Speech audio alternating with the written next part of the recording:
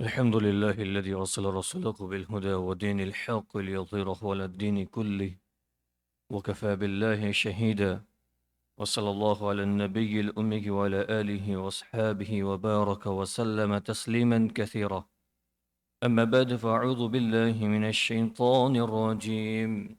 بسم الله الرحمن الرحيم. ربنا وابعث فيهم رسولا منهم يتلو عليهم آياتك ويعلمهم الكتاب والحكمة ويزكيهم إنك أنت العزيز الحكيم. صدق الله العظيم. اور ہمارے پروردگار ان میں ایک ایسا رسول بھی بھیجنا جو انہی میں سے ہو، جو ان کے سامنے تیری آیتوں کی تلاوت کریں، انہیں کتاب اور حکمت کی تعلیم دیں اور انہیں پاکیزہ بنایا۔ بے شک تیری اور صرف تیری ذات ہے جس کا اقتدار بھی کامل ہے اور جس کی حکمت بھی کامل ہے۔ محترم والد و بزرگوں، گزشتہ مجلس میں بات یہ چل رہی تھی کہ اللہ رب العزت نے حضرت ابراہیم السلام کے دعا کے نتیجے کے اندر، آپ کے سلسلے کے اندر جو دعا فرمائی ہے، اس میں حضور صلی اللہ علیہ وسلم کے متعلق جو آپ نے دعا فرمائی تھی، آخری رسول کے متعلق جو آپ نے دعا فرمائی تھی، اور اس دعا کے اندر آپ نے شامل کیا تھا کہ اے پروردگار ان کے درمیان ایک ایسا رسول بھیج وَيُعَلِّمُهُمُ الْكِتَابَ وَالْحِكْمَةَ، جو ان کو حکمت کی تعلیم دے، حکمت کی تعلیم دے۔ سر میں نے گزشتہ مجلس میں بھی عرض کیا تھا، حکمت کا جو لفظ ہیں وہ عربی زبان کے اندر، فارسی زبان کے اندر اور اردو زبان کے اندر، تینوں زبانوں کے اندر سملر، سیم معنی کے اندر استعمال کیا جاتا ہے۔ اس کا ڈکشنری میننگ ہوتا ہے عقل مندی، سمجھداری، فراست، فہم اور حق اور سچائی کے ساتھ درست فیصلہ کرنے کی صلاحیت جو ہوتی ہیں، اس کو حکمت سے تعبیر کیا جاتا ہے۔ اور اس کے ذریعے سے یہ بتایا گیا تھا کہ حضرت ابراہیم السلام دعا کر رہے ہیں کہ ایک ایسا رسول بھیج جو آپ کے بندوں کو حکمت سکھائے، جو آپ کے بندوں کو سمجھدار بنائے، جو آپ کے بندوں کو عقل مند اور ہوشیار بنائے، جو آپ کے بندوں کے اندر فراست و فہم کو پیدا کریں۔ تو یہ ایک بہت بڑا مقصد بیان کیا گیا تھا۔ اور حکمت کی تعلیم، اور ایک سوال یہ ہوتا ہے کہ پھر حکمت کی تعلیم کو مقاصد رسول کے اندر یا مقاصد بعثت کے اندر یا حضور صلی اللہ علیہ وسلم کے دنیا میں بھیجے جانے کے جو مقاصد ہیں، ایک رسول کو دنیا میں بھیجنے کی جو ذمہ داریاں ہیں اور اس کے جو جابز ہیں، جو اس کے مین اس کے کرنے کے جو کام ہے، اس کے اندر حکمت کی تعلیم کو، سمجھدار بنانے کو، فہم و فراست سکھانے کو یہ کیوں مینشن قرار دیا گیا، اس کو کیوں ضروری قرار دیا گیا؟ تو اس کے متعلق بات گزر چکی تھی، چونکہ ایک تو بات یہ ہے کہ انسانوں کی جو عقل ہے، ہم انسان جو ہیومن جتنے بھی پیدا ہوئے ہیں، ان کی جو سمجھ ہے، جو ان کا فہم ہے، جو ان کی عقل ہے، جس سے وہ سوچتے ہیں، جس سے وہ فیصلہ کرتے ہیں، جس سے وہ صحیح غلط کا ڈیسیجن لیتے ہیں، یہ انسانوں کی عقل لامحدود نہیں ہے، انلیمیٹیڈ نہیں ہے، اس کی کوئی لمیٹیشن ہے، اس کی ایک حد ہے۔ اس لمیٹیشن پہ جا کے یہ عقل کام کرنا بند کر دیتی ہے، اس لمٹ پہ جا کر عقل کام کرنا بند کر دیتی ہے۔ اب دیکھیں، بچہ چھوٹا ہوتا ہے تو اس کی عقل کام نہیں کرتی، جب وہ ایک عمر تک پہنچتا ہے اس کی عقل اچھی کام کرنے لگتی ہے۔ اور وہی نوجوان جس نے اپنی جوانی کے اندر اچھے خاصے فیصلے لیے ہوتے ہیں، وہی اپنے بڑھاپے کے اندر اسی فیصلوں کو برباد کرتا ہے، اس سے عقل پھر کام کرنا بند کر دیتی ہے۔ تو یہ عقل جو ہے وہ لامحدود نہیں ہے۔ ایک موٹی سی مثال تھی ہے، تو اس عقل جو ہے لامحدود نہیں ہے، اس کے اندر لمیٹیشن ہے، اس کی ایک حد ہے۔ اس کے بعد آدمی کی عقل جو ہے وہ سٹاپ کر دیتی ہے، رک جاتی ہے، وہ فیصلہ اور ڈیسیجن نہیں لے پاتی۔ اور ایک دوسرے ساتھ یہ اس کے ساتھ ایک اور یہ مسئلہ ہے کہ انسانوں کی جو عقلیں ہیں، وہ ان عقلوں کے درمیان اختلاف ہے۔ بہت سے ایسے فنون ہیں، بہت سے ایسے سبجیکٹ ہیں جس کے اندر کسی دو آدمی اس فن کے ماہر نے، اس سبجیکٹ کے ماہر نے فیصلہ لیا ہوا ہے، تو ایک کا فیصلہ جو وہ ویسٹ میں جاتا ہے، ایک کا ایسٹ میں جاتا ہے۔ اس سے آپ نے بہت سے اختلافات دیکھے ہوں گے جو ڈیسیجن کے اندر یا فیصلہ کرنے کے اندر یا نتیجے پر پہنچنے کے اندر، کسی آدمی نے اس طرح نتیجہ نکالا تو اس کو یہ چیز موافق لگی، کسی آدمی نے اپنی عقل کے ذریعے بل بوتے کے اوپر کوئی فیصلہ کیا، وہ چیز اس کو ناموافق لگی۔ ایک کا پازیٹیو تھنکنگ کر رہا ہے، ایک کا نیگیٹو تھنکنگ کر رہا ہے۔ تو یہ عقلوں جو آدمی کی جو عقلیں ہیں وہ ان کا معیار ایک نہیں ہے، مختلف ہیں، ان کے درمیان بڑا اختلاف ہوتا ہے۔ تو ایک ایسا اسکیل ہونا چاہیے، ایک ایسا کوئی وزن ہونا چاہیے، ایک ایسا کوئی ماپ ہونا چاہیے جس پر آ کر انسان فیصلہ کر سکے کہ نہیں، یہ درست ہے یا یہ غلط ہے، یہ درست ہے یا غلط ہے۔ جو عقل کے پرستار لوگ ہیں، جو اپنی عقلوں کے بلبوتے پر دنیا کی زندگیاں گزارنا چاہتے ہیں، ان کے پاس ایسا کوئی فیصلہ لینے کا کوئی اسکیل نہیں ہے، کوئی ڈیسیجن لینے کا کوئی اسکیل ان کے پاس نہیں ہے کہ کسی آدمی نے کوئی فیصلہ کیا ہوا ہے اور اسی سبجیکٹ کا اسی مسئلے کا کوئی آدمی دوسرا فیصلہ لے رہا ہے، اب کس کی بات کو صحیح مانا جائے، کس کی بات کو غلط مانا جائے، تو یہ فیصلہ کرنے کا جو اسکیل جو ہونا چاہیے وہ کسی انسان کے پاس نہیں ہے۔ تو بہت سے مفسرین نے بات نقل فرمائی ہے، حضور صلی اللہ علیہ وسلم کے بعثت کرنا اس بات کو داخل کیا گیا کہ آپ ان کو حکمت کی تعلیم دیں، اس بات کو سمجھایا گیا کہ آپ کی جو تعلیم ہے وہی حکمت کا معیار ہے، وہی سمجھداری کا معیار ہے، وہی عقل مندی کا معیار ہے، وہی فہم و فراست کا معیار ہے۔ جو حضور کی تعلیمات سے ہٹ کر ہے، چاہے ہماری عقلیں اس کو کتنا بھی اس کو اعلیٰ معیار کا ڈیسیجن سمجھتی ہو، لیکن اگر حضور کی تعلیمات سے ہٹ کر ہے، اللہ کی قسم وہ فیصلہ غلط ہے، وہ فیصلہ غلط ہے۔ اگر آدمی اس پر ترقی نظر آ رہی ہے کہ میرے اس پروپیگنڈے کی بنیاد پر یا میری ان سازشوں کی بنیاد پر میں اپنے مقاصد میں کامیاب ہو رہا ہوں، اپنے مقاصد میں کامیاب ہو رہا ہوں، میری راہیں کھل رہی ہیں، وہ کتنے دن تک، کتنی حد تک ہے، کب تک ہے؟ ایک دن تو لمیٹیشن ہے کہ ختم ہو جائے گا، ختم ہو جائے گا۔ دنیا اور آخرت کی کامیابی صرف حضور کی تعلیمات میں ہے، صرف حضور کی تعلیمات میں ہے۔ کسی نے بھی حضور کی تعلیمات کو ہٹ کر اگر اپنی مرضی سے فیصلہ کیا، اپنے فراست کے بنیاد پر یا اپنے ناجائز عقلوں کی بنیاد پر، وہ اللہ کے مقبول نہیں ہے۔ چند دنوں کی چمک دمک ضرور نظر آئے گی، چند دنوں کی ترقیاں اور کامیابی ضرور نظر آئے گی، لیکن وہ فیصلہ پائیدار نہیں ہوگا، وہ فیصلہ لانگ لاسٹک نہیں رہے گا، وہ فیصلہ ہمیشہ کے لیے کامیابی دینے والا نہیں رہے گا۔ ایک سٹیج پہ جا کر اس فیصلے کی وجہ سے آدمی کو پشیمان ہونا پڑے گا، شرمندہ ہونا پڑے گا، اس فیصلے کی وجہ سے آدمی کو توبہ استغفار کرنی پڑے گی کہ میرے اس فیصلے کی وجہ سے میں آج اللہ کے یہاں گنہگار ٹھہرا ہوں،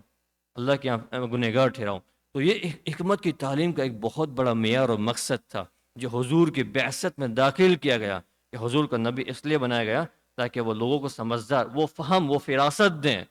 جس کے ذریعے انسان سچائی کے ساتھ درست فیصلہ کرنے کی صلاحیت پیدا کرے۔ سچائی کے ساتھ، سچائی سے ہٹ کر تو ظلم ہو جائے گا، لوگ ظلم سے فیصلے کرتے ہیں آج، لیکن سچائی سے ہٹ کر ہوتے ہیں تو وہ حضور کی تعلیمات سے ہٹے ہوئے ہوتے ہیں، قرآن حدیث کی تعلیمات سے ہٹے ہوئے ہوتے ہیں، تو اس میں پائیداری نہیں ہوتی، اس میں بینیفٹ اور فائدے دنیا آخرت کے نہیں ہوتے، چند دنوں کی تھوڑی سی نظر آ جاتی ہے، لیکن اس میں ہمیشگی کا جو کامیابی کا جو معیار بیان کیا ہوا ہے حکمت کے ذریعے سے وہ نہیں مل سکتا۔ تو ایک تو یہ بات کی گئی تھی کہ حضور کی تعلیمات کو، حضور کے بعثت کے اسلام مقصد کو شامل کیا گیا، حکمت کو، کہ آپ فہم فراست کا معیار سمجھائے امت کو، انسانوں کو، کہ فہم فراست کیا ہوتی ہے۔ اور اس کے بعد ایک یہ کہ اس سے بات نکلتی ہے کہ پھر امت کے اندر بہت سے لوگ ایسے نظر آتے ہیں جو سوالات اٹھاتے ہیں، قرآن کا یہ حکم ہے، حدیث کا یہ حکم ہے، جو عقل کے موافق نہیں ہے، جو ہماری سمجھ میں آنے والا نہیں ہے۔ تو آدمی کی عقل میں سمجھ میں نہیں آتا تو آدمی سمجھتا ہے کہ قرآن کا یہ حکم، یہ حدیث کا یہ حکم، یہ عقل کے خلاف ہے۔ میں نے گزشتہ بھی عرض کیا تھا، یہ عقل کے خلاف ہونا مطلب نہیں، ہماری عقل کا فتور ہے، ہماری عقل کی کمزوری ہے، ہماری سمجھ کی کمزوری ہے کہ ہم اس حکمت کو نہیں سمجھ پائے، ہم اس قرآن حدیث کے حکم کی جو بنیاد ہے، جو اس کے پیچھے جو ریزن ہے، جو وجہ ہے، جو اس کا بیک گراؤنڈ ہے، اس کو ہماری عقل نہیں سمجھ پاتی۔ دنیا کی بہت سی چیزیں ہم نہیں سمجھ پاتے، لیکن اس کو ہم مان لیتے ہیں۔ دنیا کی جو پولیٹکس ہوتی ہے ہم نہیں، انسانوں کو سمجھ میں نہیں آتی، لیکن ہم الیکشن کے اندر ووٹ دینا بند کر دیتے ہیں، آدمی پھر بھی ووٹ دینے جاتا ہے۔ تو الیکشن پولیٹکس تو سمجھ میں نہیں آ رہی ہے، اور جو حکومت کے نے جو فیصلے لیا تھے وہ آدمی کی سمجھ کے باہر ہے، نہیں سمجھ میں آ رہا ہے، لیکن آدمی اس سے گیو اپ نہیں کرتا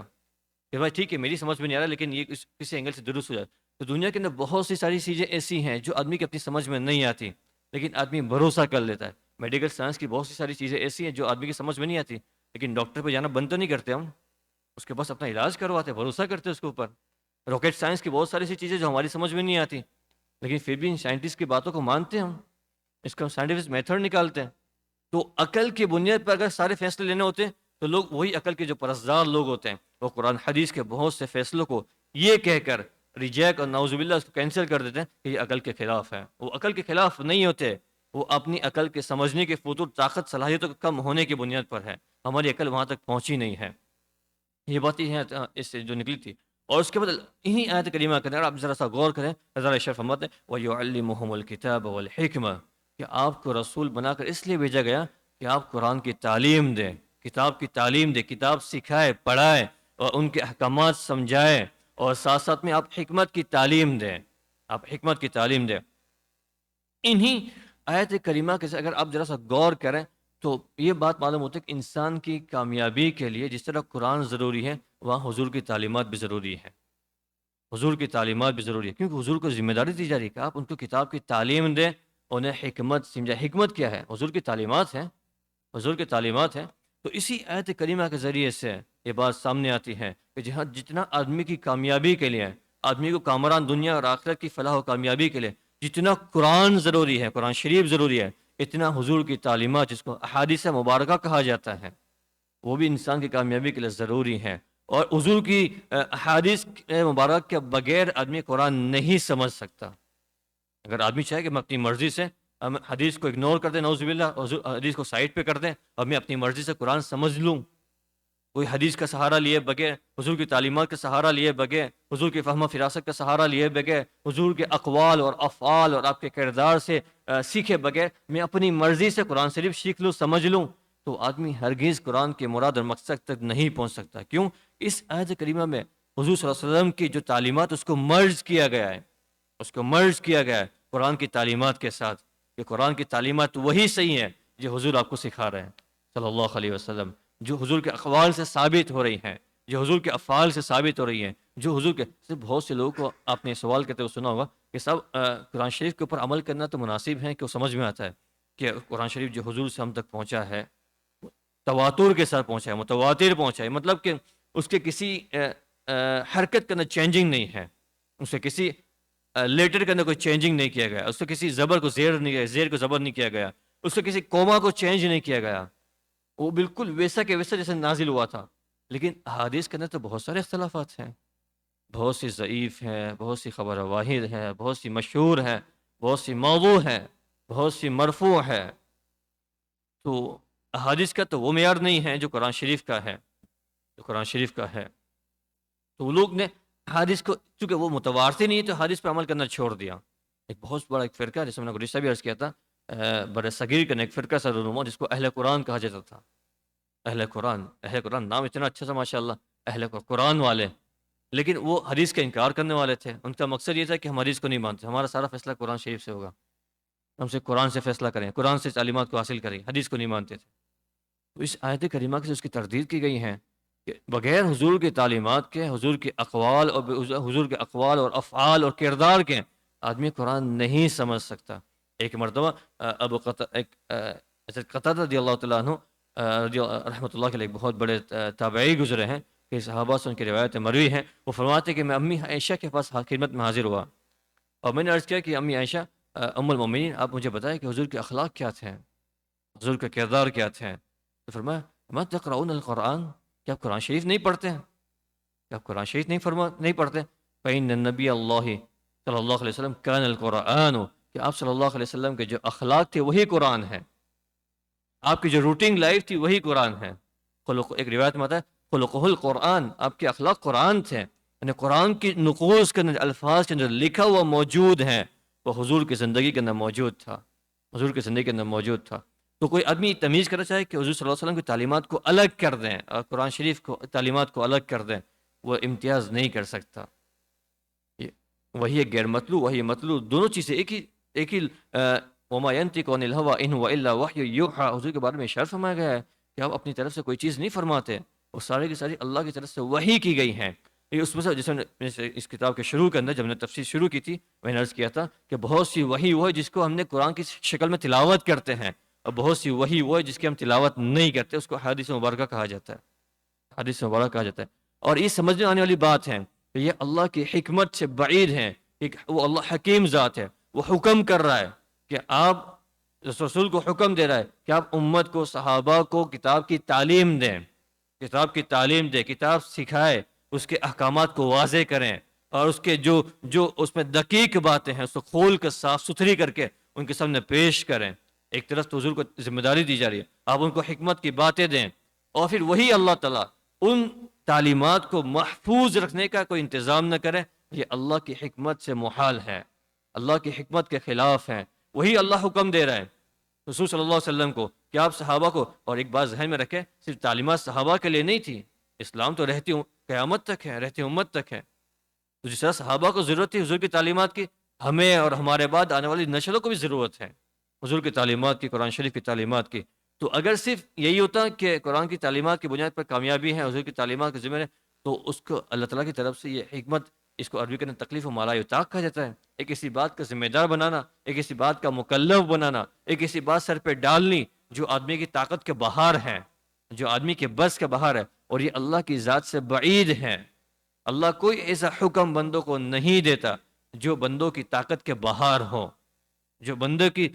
کنٹرول کے باہر ہو۔ ایک شریعت کا حکم ایسا نہیں ملے گا جس کے اندر اللہ نے کوئی حکم دیا ہو اور وہ بندوں کی طاقت کے باہر ہو۔ تو ایک طرف تو اللہ تعالیٰ حکم دے رہے ہیں رسول صلی اللہ علیہ وسلم کو اس کی ذمہ داری کے اندر، اور اس کے مین ٹارگیٹ کے اندر شامل کر رہا ہے کہ کیا رسول کیسا ہو، وَيُعَلِّمُهُمُ الْكِتَابَ وَالْحِكْمَةَ، وہ ایک ایسا رسول ہو جو ان کو کتاب کی تعلیم دے اور انہیں حکمت کی باتیں سکھائے، اور دوسری طرف ان کی تعلیمات کو محفوظ رکھنے کا، اس کی تعلیمات کو رہتی دنیا تک پہنچانے کا انتظام نہ کرے۔ یہ مناسب اللہ کی حکمت کے خلاف تھا۔ اس لیے جہاں تک اگر آپ دیکھیں یہ ظاہر سی بات ہے کہ جہاں تک اللہ تعالیٰ نے قرآن کو حفاظت کی جو شکلیں صورتیں پیدا فرمائی ہیں، وہی حدیث مبارکہ کو محفوظ رکھنے کے اور حضور کی تعلیمات حضور سے لے کر ہم تک پہنچانے کی آپ نے ایک منظم شکل کے اندر ایسے انتظامات کیے ہیں، اور منظم شکل کے اندر ایک پراپر پلان کے ساتھ آپ نے حضور کی تعلیمات کو محفوظ رکھا ہے۔ محفوظ سیاستہ جو کتابیں ہیں ہمارے عالمیہ کورس کے اندر جو پڑھائی جاتی ہے آخری سال کے اندر، جو حضور کی تعلیمات کی جو 6 کتابیں ہیں، وہ کتاب اللہ کے بعد سب سے صحیح کتاب وہی قرار دی جاتی ہیں، اور اس کو جمع کرنے کے لیے محدثین نے جو پاپڑ بیلے ہیں، جو اس کو صحیح اور تنقید کرنے کے لیے بہت سارے فنون کو جمع کیا گیا۔ اس امت کی کرامت یہ ہے، کسی اور امت نے اپنے نبی کے اقوال کو، اپنے نبی کے اقوال کہے، زبان سے کہی ہوئی باتوں کو اقوال کہا جاتا ہے، اور افعال بدن سے کیے ہوئے ایکشن کو افعال کہا جاتا ہے۔ کسی امت، کسی نیشن نے اپنے نبی کے اقوال کو، اپنے نبی کے افعال کو اتنا محفوظ نہیں کیا جتنا اس امت محمدیہ علیہ صاحب صلاۃ والسلام نے کیا ہوا ہے۔ یہ اللہ کی طرف سے انتظام ہے کہ اس امت کے علماء کرام اللہ تعالیٰ ان کو ذرائع خیر دے، ان کی قبروں کو نور سے منور فرمائے، ان کے درجات کو بلند فرمائے۔ یہ محدثین کے مقدس جماعت ہیں جنہوں نے حضور کی تعلیمات کو ایسا، اب اس میں بہت سارے فنون کو ایجاد کیا گیا، بنایا گیا، جیسے علم اسماء الرجال ہے، علم جہر و تعدیل ہے، جس میں اور ان تنقید کی چھلنیوں کے اندر حضور کی تعلیمات کو چھانا گیا ہے، حضور کے حدیث کو چھانا گیا ہے، اور دودھ کا دودھ، پانی کا پانی الگ کر کے امت کے سامنے پیش کر دیا، بخاری شریف کی شکل کے اندر، مسلم شریف کی شکل کے اندر،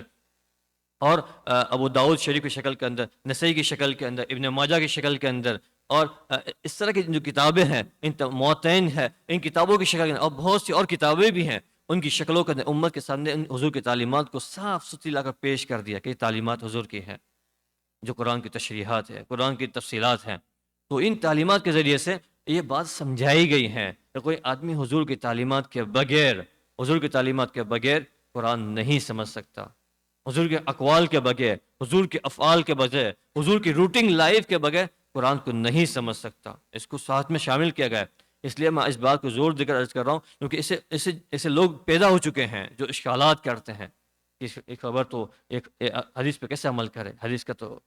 کوئی ٹھکانہ نہیں ہے، نعوذ باللہ، کبھی اس طرف ہوتی ہے کبھی اس طرف ہوتی ہے، لیکن ایسی حدیثیں پیش کر دی گئی ہیں، تنقید کی چھلیوں میں چھان کر اس کو امت کے سامنے پیش کر دیا گیا ہے کہ دودھ کا دودھ ہے اور یہ پانی کا پانی ہے۔ ہاں، اسلام کے خلاف دشمنان نے، جو اسلام کے دشمنان ہیں، ان لوگوں نے بہت سی حدیثوں کو، بہت سے اپنے اقوال کو، اپنی چیزوں کو حدیث کے نام سے مشہور کر دیا تھا۔ ان شیعوں کا سب سے بڑا کارنامہ یہ ہے، ان کے کارنامہ کیا ہے، بلکہ ان کا سب سے بڑا امت کے اوپر ایک ان کا برا کام اور برا فعل، اور جس کو ایک بدعمل جو کہنا چاہیے، وہ یہ ہے کہ انہوں نے بہت سے اپنے اقوال کو گھڑ کر، اپنی طرف سے گڑھ کر حدیث کے نام پہ شامل کر دیا کہ یہ حدیث ہے، یہ حدیث ہے، یہ حدیث ہے۔ لیکن اس امت میں اللہ تعالیٰ نے ایسے آدمیوں کو پیدا کیا ہوا تھا، ایسے آدمیوں کو پیدا کیا ہوا تھا، ایسے علماء کو پیدا کیا ہوا تھا جنہوں نے حدیث اور غیر حدیث کو تمیز کر لی کہ یہ حدیث ہے اور یہ غیر حدیث ہے۔ اس کے بہت سارے فنون ہیں، اسماء الرجال ہے، ان راویوں کے ناموں کو پرکھ کر یا ان کی زندگی کو چیک اسکین کر کے ایک آدمی روایت نقل کر رہا ہے اور وہ کھڑے ہو کر پیشاب کر رہا ہے، اس کی روایت قبول نہیں ہے۔ ایک آدمی کسی حضور صلی اللہ علیہ وسلم کی طرف سے کوئی روایت نقل کر رہا ہے، کوئی حدیث بیان کر رہا ہے، اور اس کی زندگی کے اندر حضور کا طریقہ نہیں ہے، وہ کھڑے کھڑے بازاروں کے اندر کھانا کھا رہا ہے یا وہ بات بات میں گالی بک رہا ہے، تو اس کی روایت قبول نہیں ہے، اس کی روایت کو محدثین نے قبول نہیں کیا، اس کو ریجیکٹ کر دیا کہ یہ حدیث نہیں ہے۔ تو بہت تنقید کے ساتھ، بہت پابندی کے ساتھ اور بہت اہتمام کے ساتھ حضور کی تعلیمات کو جمع کیا گیا ہے، حضور کی تعلیمات کو جمع کیا گیا ہے۔ تو یہ اسی کے ساتھ ساتھ ہماری بات تھی کہ اللہ کے رسول صلی اللہ علیہ وسلم کو جو حکمت کی تعلیم کی جو ذمہ داری دی گئی تھی، اس میں ایک بات کی خاص بڑا اشارہ ملتا ہے کہ حضور کی تعلیمات امت کے لیے ضروری ہیں، جیسے قرآن ضروری ہے، جیسے قرآن کی تعلیمات ضروری ہیں، اور حضور کی تعلیمات کے بغیر قرآن نہیں سمجھ سکتے۔ اس کے بعد اور ایک حضور کے مشن کے اندر داخل کی جانے والی ایک چیز تھی جس کو تزکیہ نفوس کہا جاتا ہے، اس کے متعلق انشاءاللہ آئندہ مجلس میں ہم سمجھیں گے۔ اللہ تعالیٰ کہنے سننے سے زیادہ عمل کی توفیق عطا فرمائے۔ وآخر دعوانا الحمد للہ رب العالمین، سبحان ربک رب العزة عما یصفون وسلام علی المرسلین والحمد للہ رب العالمین، آمین برحمتک یا ارحم الراحمین۔